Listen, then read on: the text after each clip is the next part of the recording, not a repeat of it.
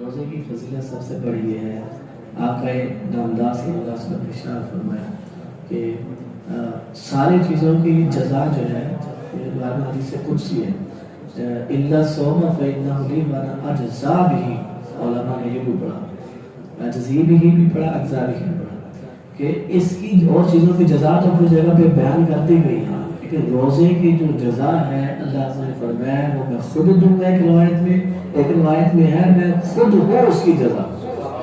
روزے کا جو بدلہ ہے وہ اللہ عز و جل کی ذات ہے، ٹھیک ہے۔ جس نے ایک روزہ چھوڑ دیا کہ عمر بھر روزے رکھ بھی لے تو اس کا کوئی فائدہ نہیں ہوگا۔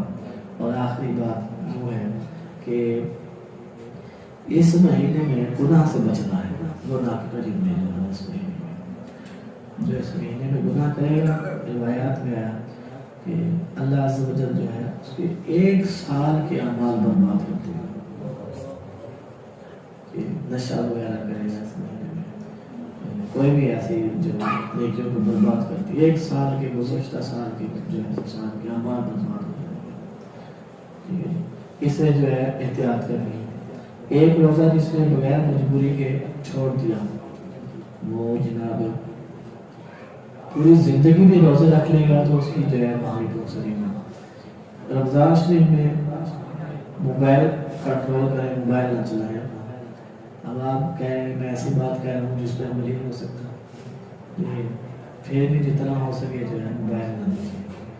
اچھا، بعض لوگ وہ ٹائم پاس کرنے مشکل ہو جاتے ہیں، رمضان میں ٹائم نہیں پاس ہو، ایسے ناجائز کھیل کود نہ کھیلیں جس کی وجہ سے جو ہے انسان کا روزہ برباد ہو سکتا ہے، کیونکہ سے بچیں۔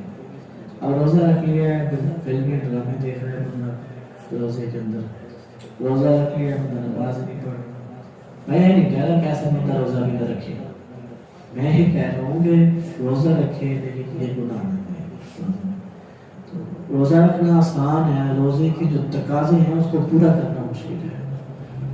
تو روزہ تو ہمیں صرف یاد دلانے کے لیے ہے کہ پیٹ خالی ہے تو یاد ہے میرا روزہ ہے، اب میں نے غلط کام نہیں کرنے کا۔ رمضان میں بس ان باتوں کا خیال رکھیں، اپنی آنکھوں کو گناہوں سے بچائیں، اپنی زبان کو گناہوں سے بچائیں۔ اگر ان 2 چیزوں پہ عمل کر لیں گے آپ پورا روزہ انشاءاللہ ہمارا کامیاب گزرتا ہے۔